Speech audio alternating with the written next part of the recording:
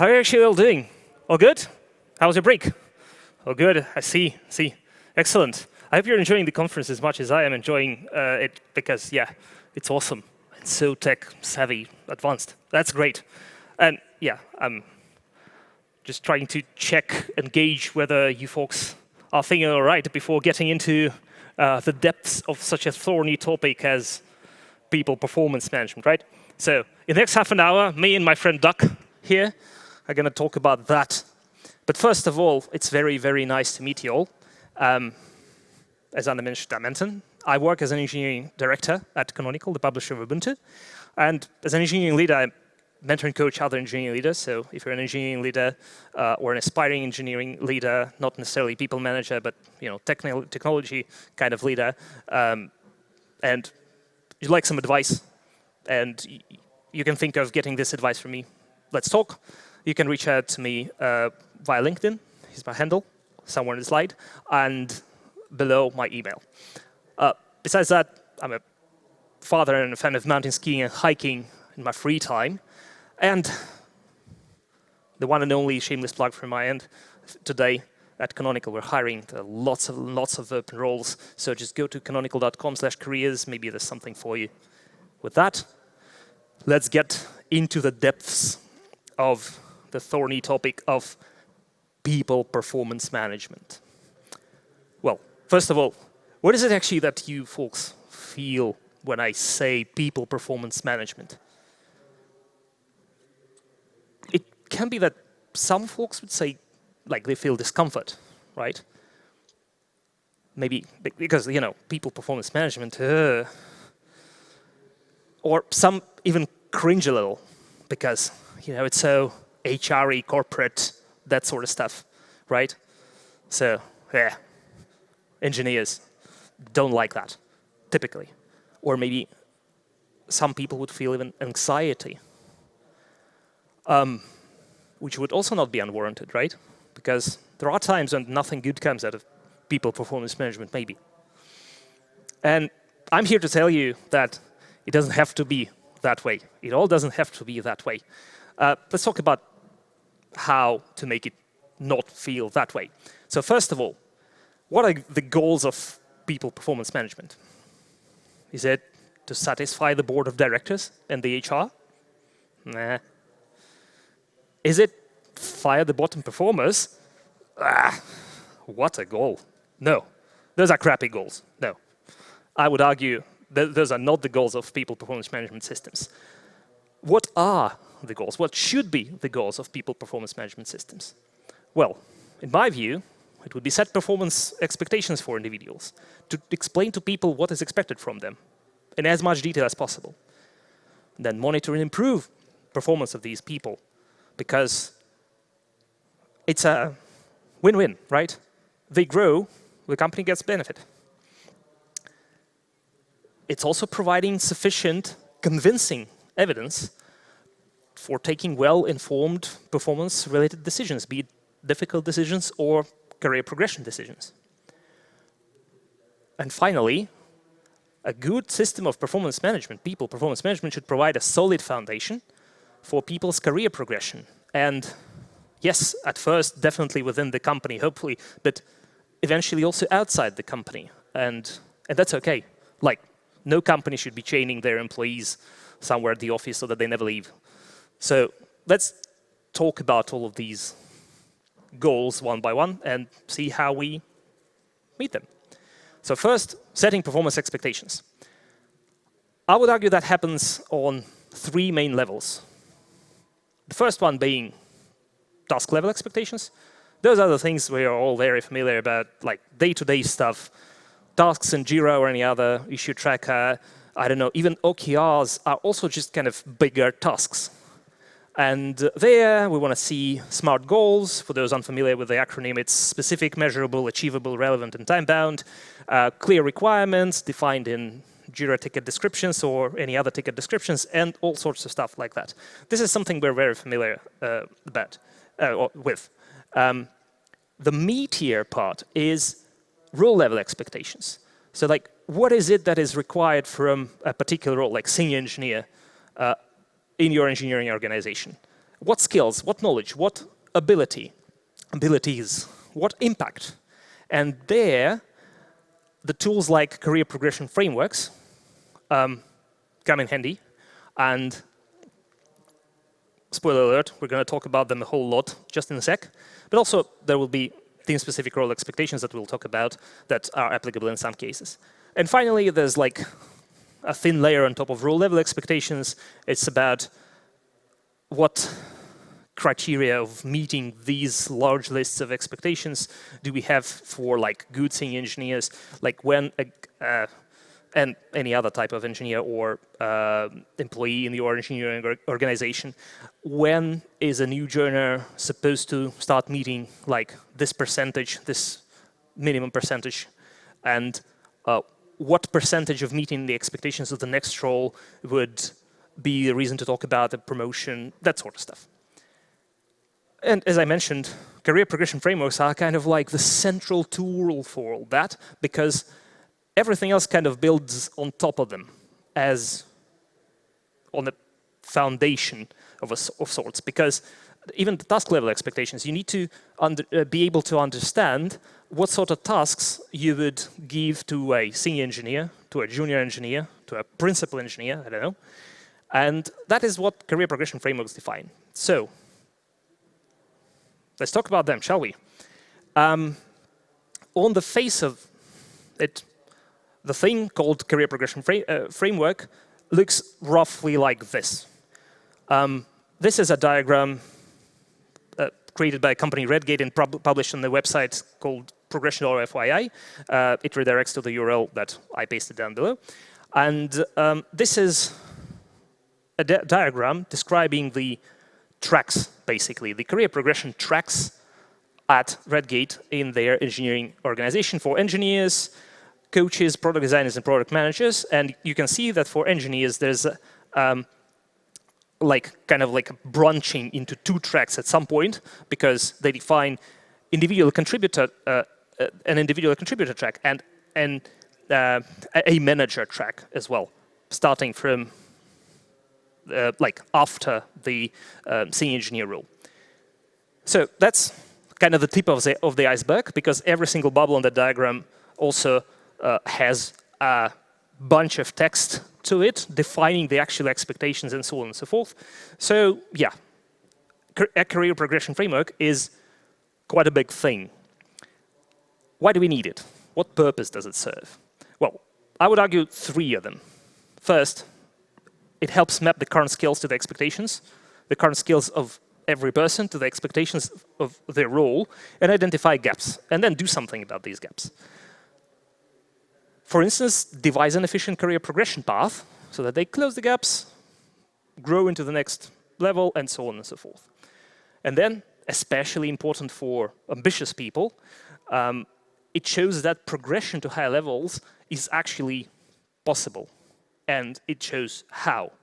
And many ambitious people, especially ambitious people, not necessarily only ambitious people, would look at the very right side of that diagram, see head off, head off, head off, pick the right head off position for them, and set it as their North Star goal that kind of drives them, that kind of gives them this base level motivation to go forward and grow. So that's very cool. And to serve these purposes, a good career progression framework should have all levels of all areas of expertise covered, like Redgate covering engineers, coaches, product designers, and product managers. Maybe there's no other type of role in the engineering organization. That's how they cover it. And also all levels for each and every track, from a junior engineer to even a CTO, right? Because everyone deserves to know what they should expect a CTO to be able to do and to actually do. So to that, there should be an individual contributor and a manager track defined where applicable, because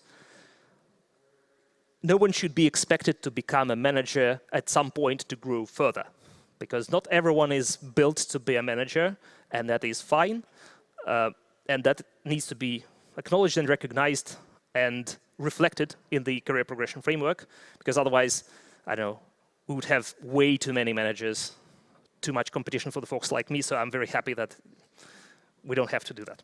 So then, of course, detailed descriptions of the expectations from every level should also be there. Those skills, knowledge, ability, impact, and certifications and other things that you expect from each and every level for each area of expertise. And there should be ways of recognizing specific extra contribution, which are often known as add-on roles. Those are things like when you don't have a dedicated architect role in your engineering organization, but some folks are kind of doing this architect role part-time, like working as an architect. This is how you recognize that, right? This is how you show that they do this. This is how you evaluate that they're doing a good job there, and how you reason about potentially them having more salary, for instance. Right. So let's look at a few examples.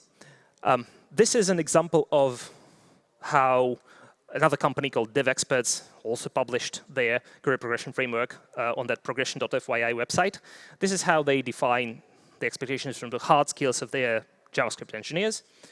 This is how Redgate defines soft skill expectations from their, I guess it was a senior engineer role that I took the screenshot of. So yeah, like they address emotional intelligence related expectations, delivery related expectations, and business knowledge. The message is that both hard skills and soft skills need to be covered in your expectations. And then there are impact expectations also by dev experts. Impact on the level of regular tasks, impact on the general level, like breaking down tasks for the entire team and contributing to the open source repos of the company. Yeah, so these are the examples. Luckily, because career progression frameworks are pretty complex in general and hard to build, there are tools to build your own career progression framework.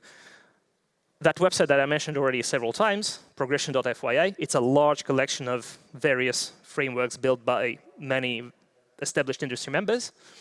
And you can basically get some inspiration there, look at how people structure that, and build your own. And also, there is a bunch of other already kind of ready-made progression frameworks offered like with different levels of complexity. They may fit just as a drop-in thing. Right. So, but building a career progression framework is a bit of a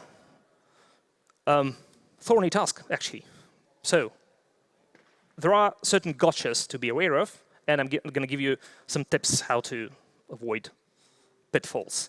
First of all, this is not a thing to iterate on. So, forget about everything that Agile taught you. Like, let's build something, roll it out, and see how it goes. This is not the thing where you do that. You need to iterate as little as possible because those are expectations from people's performance. People will build multi-year career progression plans for themselves based on them. People will get performance reviews based on them. It is hard to adjust to expectations, to a set of expectations, and when you are changing them constantly, it is becoming exponentially harder, and people will not appreciate it. So you have to do your very best to get a career progression framework right on the first attempt. A good way of doing this would be involving your senior team members in the process so that they reflect with you on how well the career progression framework suggestion that you've built, draft, actually reflects the reality, right? Because it shouldn't be just completely made up expectations. Those should be the expectations that are just the implied expectations that are already there that you just verbalize, basically, and maybe enrich a little bit. And then once you've prepared this framework already, navigate the transition to it very carefully, because there are going to be those discrepancies between the expectations you define and the reality. And you will have to give people time to adjust to this new set of what you want from them, and remain flexible at first for maybe like 6, 12, 18 months to support people, to explain things, to sit with them and see how they kind of fill the gaps that they now see, and so on.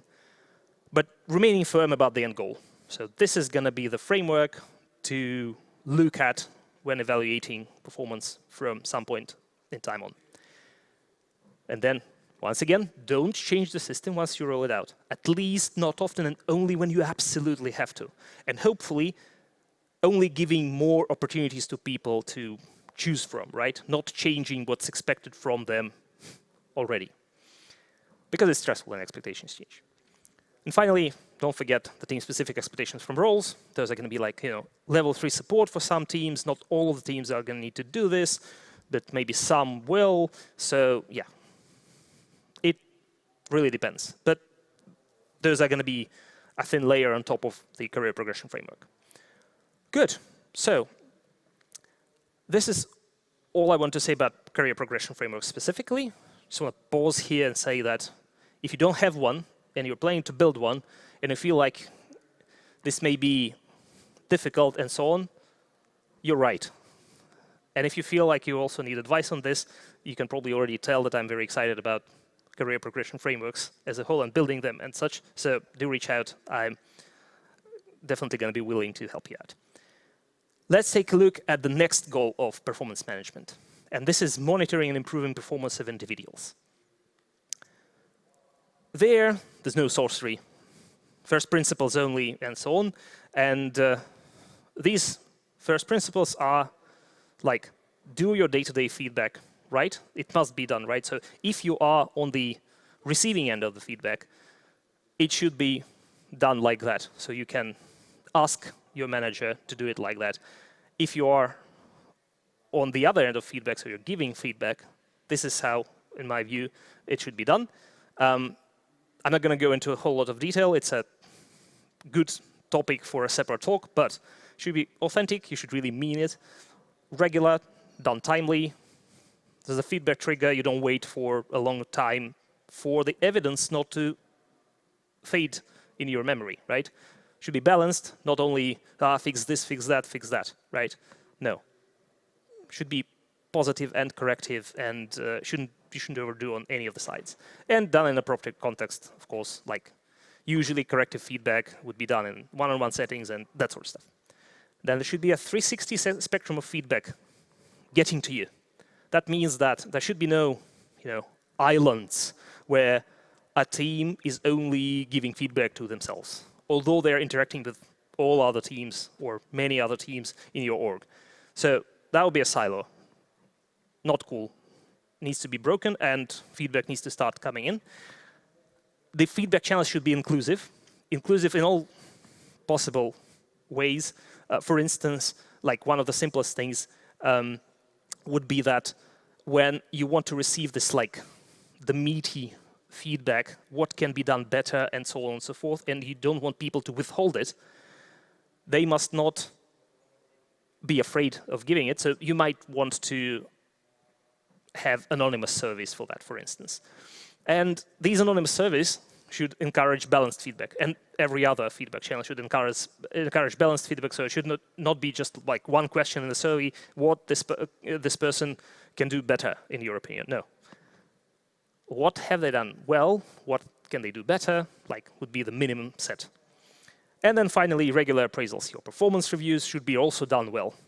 Avoiding all sorts of biases, I'm just going to call out two because they are kind of very interesting because they're on the brain wiring level, right? Recency bias, we're really not wired to remember things that happened a long time ago. Like the brain just kind of cannot do this. No matter what you think about your ability to do this, it's actually like you won't be able to remember, so you have to have notes about what happened to give feedback properly, because in a performance review, it's the entire, 6 months period that needs to be covered, and so on. And not only like the latest, 1 month. Mood congruent memory bias is even funnier. It is, it sounds obvious, but actually the science behind this is pretty interesting, because it basically says that whatever the emotional charge of your current mental state is, if you have emotional charge, You shouldn't be writing performance reviews, basically, because you're biased, because your very recall ability, the ability to remember things, is influenced by this. So it's not that you not tend to give negative feedback if you're overly happy. You won't remember things to give negative feedback about if you're overly happy, and vice versa. If you are stressed, upset, and so on, those are going to be only negative things that you will be remembering. Maybe not only, but mostly.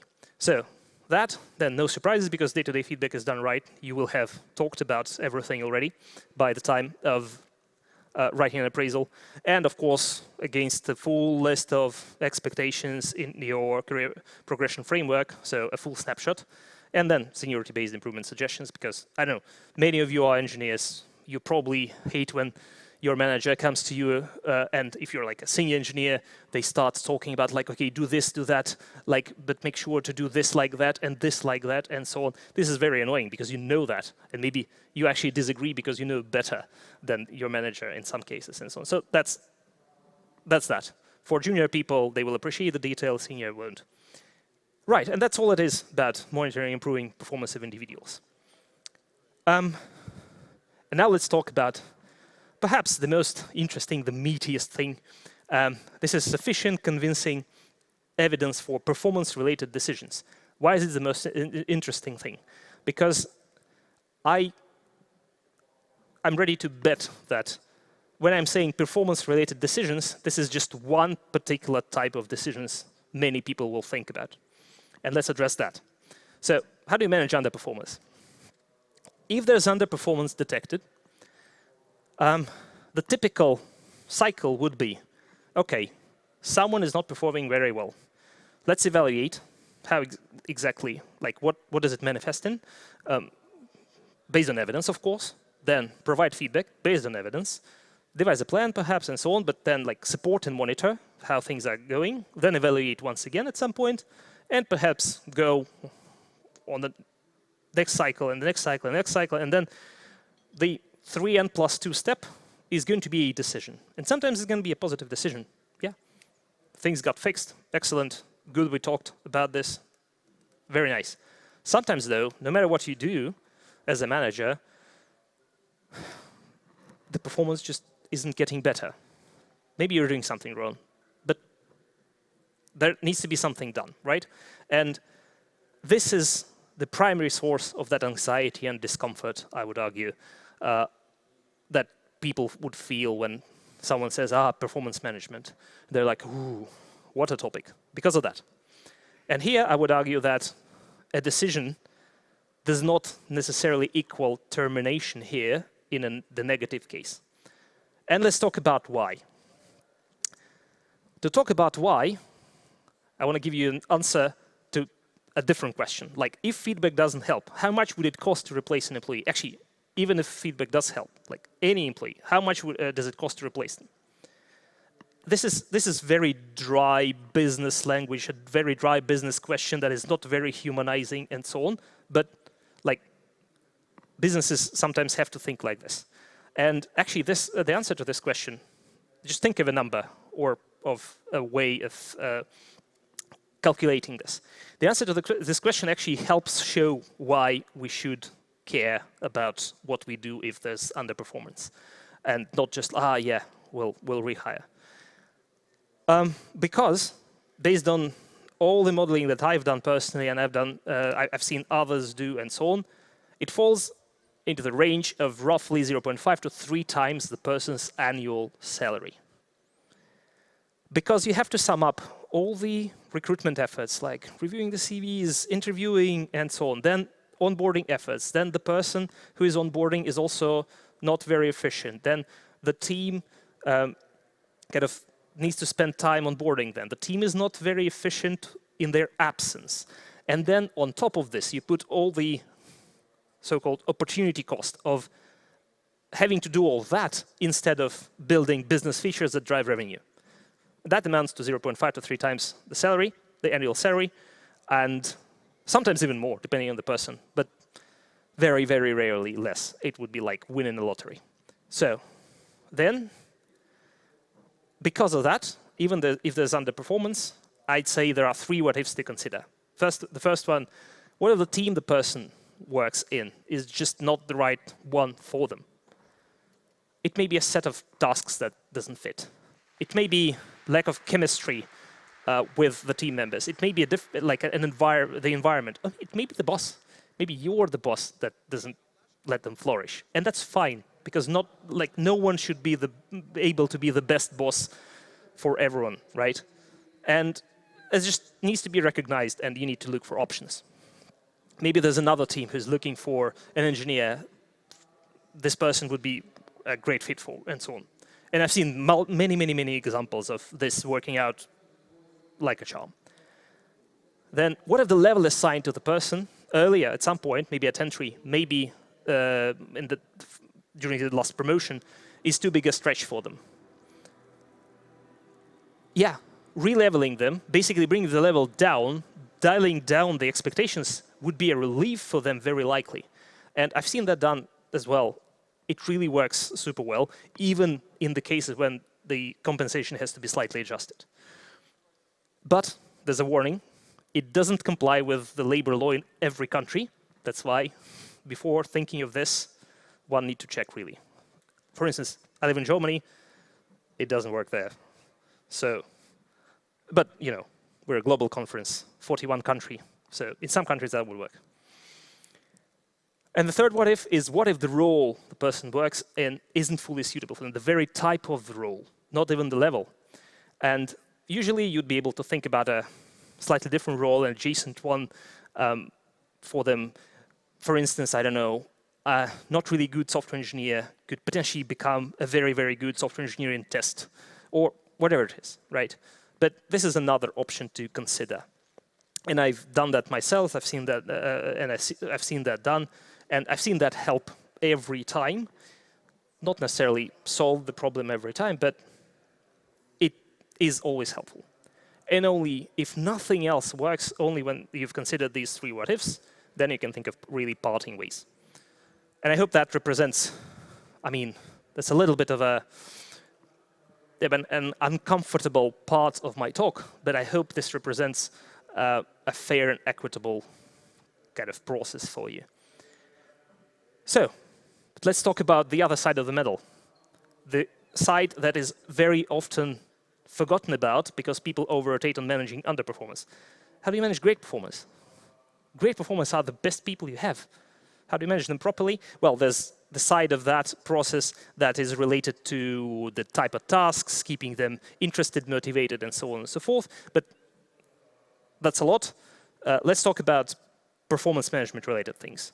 And this is really simple here. Proactivity. You will definitely check their performance, everyone's performance against the career progression framework regularly as part of performance reviews. If they're doing great on the current level, check the next one, identify these tiny gaps that they have perhaps, and talk about that with them. Like, say, look, there's this and this and this that you would need to do to get to the next level. Are you interested? I will support you on this, and so on. Very many people will say yes and be very motivated by this. And finally, of course, if they already fare well versus the next level against the expectations of the next level defined by your career progression framework, suggest a promotion. I would argue there's nothing like your boss coming to you and saying, okay, I looked into it, I calculated it, you should get promoted. And you're like, okay. This is very motivating, I would argue. Right. So, as simple as that. And finally, the last goal, the last component is facilitating people's career progression. And that is kind of our duty. For those of you who are managers, that is our duty. For those of you who are not managers, this is your manager's duty, to facilitate your career progression, help you with that. How? Well, with all the stuff that I mentioned, it's actually not so much built on top. First of all, personal development coaching with everyone regularly. If you're not getting that, you should be, I would argue. After regular appraisals, usually not more often than every 6 months, not less often than every 12 months. I would argue 6 months is the sweet spot there. In these sessions, set and track the SMART goals, your career progression SMART goals, in a document, write them down, usually this document would be called personal development plan or professional development plan. Make sure to specify the resources like that the person can use to achieve the goal. And then make it about the person, right? That person, their long-term career goal, not the one that you dream of for them. No, it should be theirs, whatever it is, and their path towards it, whatever it is, and only the immediate next step with you at your company. And of course, you need to agree on how they work towards it. So, yeah.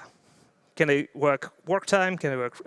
Can they use working time? Can they use their free time for this and so on? What can they expense with the company? But no excessive handholding. This should be driven by them because it's their career progression. And that's it. Let's recap. A good performance management system should have expectations well defined. Career progression frameworks are the main tool there, but also other stuff. Day-to-day feedback should be done well to monitor and improve performance. Regular appraisal should be done well.